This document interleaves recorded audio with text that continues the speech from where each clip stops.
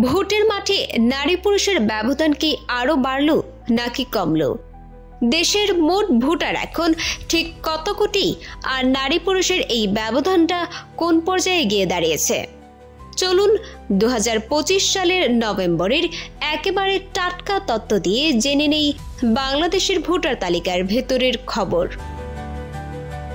নির্বাচন কমিশনের সিনিয়র সচিব আখতার আহমেদের ঘোষণা অনুযায়ী বাংলাদেশে এই মুহূর্তে মোট ভোটার সংখ্যা 12,76,12,384 জন। এবার আসুন দেখি লিঙ্গভিত্তিক বিভাজন, যা আপনাকে কিছুটা হলেও ভাবাবে।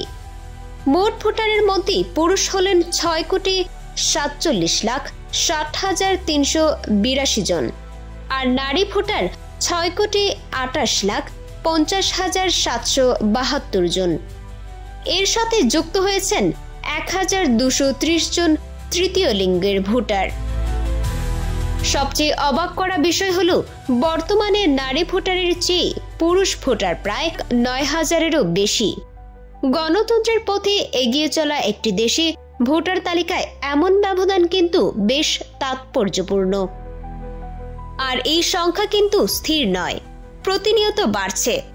ভাবতে পারেন, মাত্র 2 মাসে অর্থাৎ সেপ্টেম্বর থেকে অক্টোবরের মধ্যে নতুন ভোটার হয়েছেন 13,04,000-এরও বেশি মানুষ।